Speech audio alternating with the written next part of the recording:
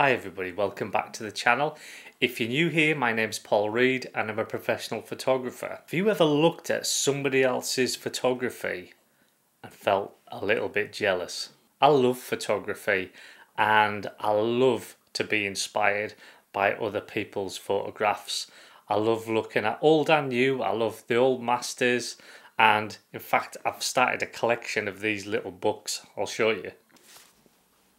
These books are called photo file books, and there's just a whole bunch of these with, loads of different photographers, and they're quite cheap.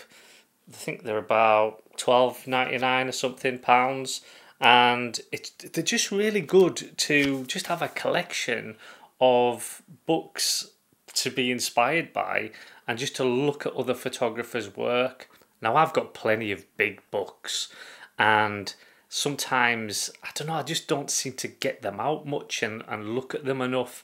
But them little books, I just keep them about all the time. And if I just fancy a little bit of inspiration, then I'll go and have a look at these little books.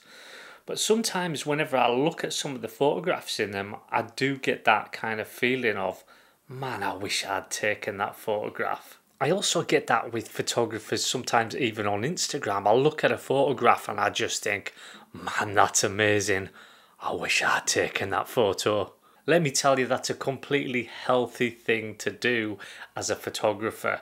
We want to be better, and if we see something that's incredible, then yes, we should definitely strive to either match that sort of skill level or greater. At some point during my photography journey, I actually took that one step further.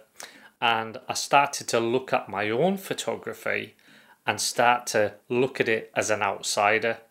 And I started to look at it and just think to myself, if I didn't take that photograph, would I be wishing that I had taken it? Now, when I started looking at my own photography like that, let me tell you, there was a lot of photos there where I kind of thought, do you know what? I wouldn't be that bothered. So as an outsider looking at my own work, I looked at some of the photography that I'd done that I'd thought, yeah, that's good. Yeah, that's great. But then looking at it from an outsider's point of view, I would look at some of those photographs and think, if I was another photographer, would I look at that and think, I wish I took that? And a lot of those photographs, the answer to that was, not really. I guess this has now become kind of the benchmark as to what stays in my portfolio, as it were. There's an amazing article on me in Le Magazine, even though I can't read a word of it because it's all in German. But the photographs that they've chosen in this magazine, me looking at those photographs, I've been able to really look at those from an outsider's point of view and just look at them and just think, do I wish I'd taken those photographs? Do I look at those photographs and say, I wish I took that photograph? And I did. Looking at my photography in this magazine, it really did allow me to look at these photographs from an outsider's point of view.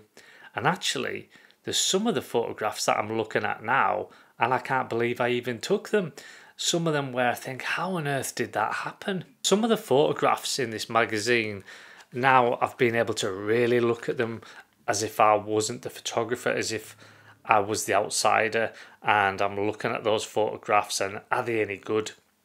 And the ones that they've picked for the magazine are actually really good, and I'm so proud of them now that I'm looking at them in print.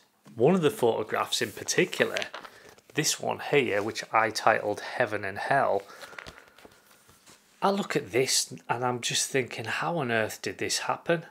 How did these two characters, dressed in the way that they're dressed, how on earth did they appear at that time whenever I was there, just waiting, just looking, thinking, yeah, I like those, black squares in the background and the lines and everything. That's what I was looking at to begin with, and then waiting for somebody to enter the frame. But never in my wildest dreams would I have thought that two characters dressed in this manner, as if this is from some movie or maybe it's from a different time, but the image, when I look at it, really, tells a story. I mean, it's a story, it's a fictional story, but it's like heaven and hell, and you've got somebody on the way down and somebody on the way up, and I absolutely adore this photograph, and I've just become so much more proud of it now that I've seen it on print. It is okay to love your own photographs, so don't feel guilty about that. I think sometimes as a photographer, it's hard to talk about your own work, especially if you think something's good, because it might come across that you're boasting, and nobody likes somebody who's got a massive head from all of the boasting that they do. All three of the photographs that are on these pages here, I mean, I look at those and those moments are never going to happen again. Those are moments that have been captured, and it's just fantastic to know that I'm the photographer that actually took those photographs. I'm so over the moon with the print quality in this magazine. It's just so good to see your work on print. This is why I keep saying we've got to keep printing our photographs. If we've got a photograph that is worth posting on Instagram, but yet it's not worth printing, it's not even worth printing for 60 pence, for a little 6x4 print. If as soon as money comes into it and you think, well, I don't really want to spend that money on printing that photograph, is the photograph any good? And I would say probably not. And I've got a lot of photographs that I wouldn't bother printing. So now my way of knowing whether my photography is any good, whether a photograph is any good, is if I look at it as an outsider, do I say, I wish I'd took that? And would I print that photograph? And if neither of those are true, it's probably not that great. Most of you that are watching this video have been interested in photography for what seems like forever. I've been into photography since I was a young boy, since I picked that first camera of my father's up. But it's only really been in the last few years that I started on the journey that I always wanted to go on. I don't care how old you are, it's never too late for you to start taking photographs that you're proud of, photographs that you will look at and say, I wish I took that, and I did. I took a specific path in order to reach the skill level that I'm at now, but it didn't actually take that long. So don't think to yourself that you've been a photographer for like 30 years and you can't get any better, because that's just not true. You can get better. All you need to do is start concentrating on the photography that you love, and you need to get on that right path. If you're looking at some of my photographs and you're thinking, I wish I could take a photograph like that, then let me tell you, you definitely can. I would fully recommend that you sign up to my online course. There's over 2 hours of video lessons on that.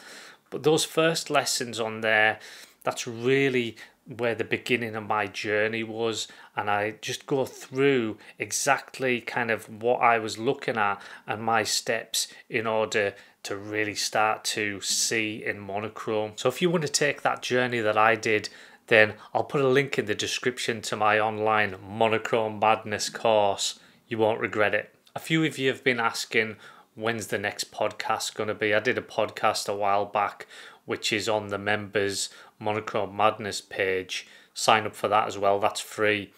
And I've got some great podcasts coming up. I've got some chats with some great photographers that I admire, and those podcasts, they're just going to be exclusively on the Monochrom Madness members page. So definitely, if you're into that sort of thing, then just sign up to it, because it's absolutely free. Last plug of the day, workshops. I've got workshops in London and in Glasgow and in Manchester. Have a look, see if there's a date that you'd like to come along with me and just see exactly what I'm doing in real time, and I'll make sure that you have a fantastic day. Keep getting better at photography. The sky's the limit. Thanks so much for watching. Don't forget to like, comment, subscribe and all that jazz. I'll see you next time.